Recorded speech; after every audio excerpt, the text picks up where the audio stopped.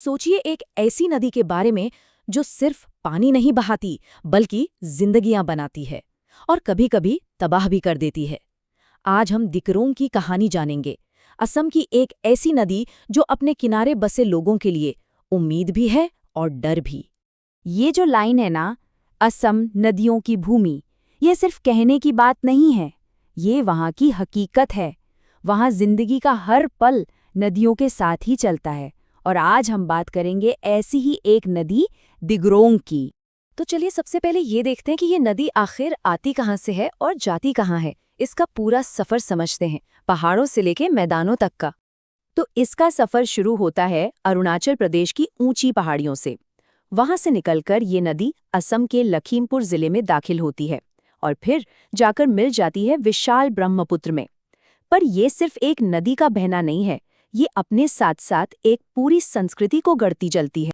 तो दिक्रोंग का जो पहला चेहरा है वो है एक देने वाले का, एक पालनहार का।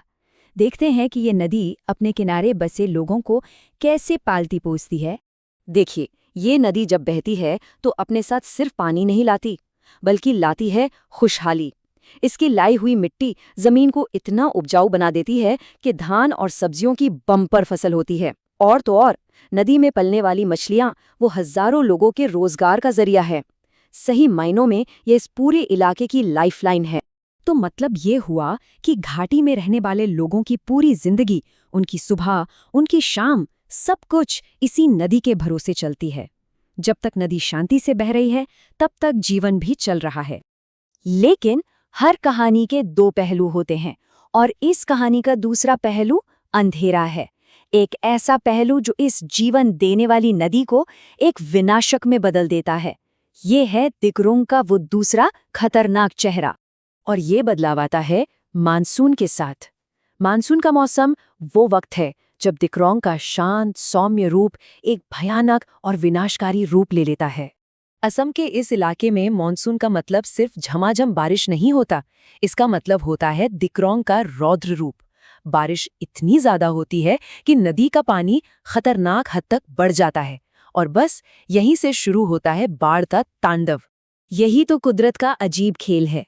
जो नदी महीनों तक जिंदगी देती है, वही मानसून के कुछ दिनों में सब कुछ छीन लेती है। खेत, घर और लोगों की उम्मीदें, सब कुछ पानी में बह जाता है। तो सवाल ये उठता है कि आखिर वो कौन लोग हैं जो इस नदी के किनारे रहते हैं? कौन है वो जो इसके हर रूप को झेलते हैं? चलिए मिलते हैं दिक्रोंग के लोगों से।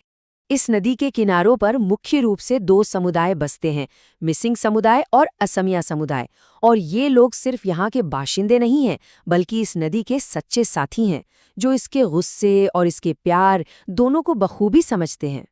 इन लोगों के लिए दिक्रोंग बस एक नदी नहीं है, ये उनकी पहचान है। उनके कल्चर, उनकी परंपराएं, उनकी कहानियां, उनके त्योहार, सब कुछ इसी नदी की धुन पर चलते हैं, इसी के साथ बहते हैं। तो अब तक हमने दिक्रोंग के दो अलग अलग चेहरे देखे, एक जो जीवन देता है और दूसरा जो सब कुछ छीन लेता है। लेकिन जो लोग इसके किनारे रहते हैं, उनके लिए ये दो अलग चेहरे नहीं हैं। उनके लिए ये एक ही रिश्ता है, आस्था और संघर्ष का एक मिला-जुला बड़ा ही मजबूत बंधन। ये सिर्फ पानी का एक बहाव नहीं है, ये लोगों की आस्था है, उनकी रोज की लड़ाई है और उनकी जीवन रेखा भी।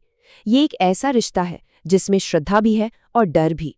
तो आखिर में एक सवाल बचता है, कोई उस नदी को कैसे पूजे जो जिंदगी देती भी है और छीन भी लेती है? ये कहानी सिर्फ दिक्रोंग की नहीं है, ये कहानी है इंसान और कुदरत के उस उलझे हुए रिश्ते की, जो शायद हमेशा ऐसा ही रहेगा। सोचने वाली बात है ना?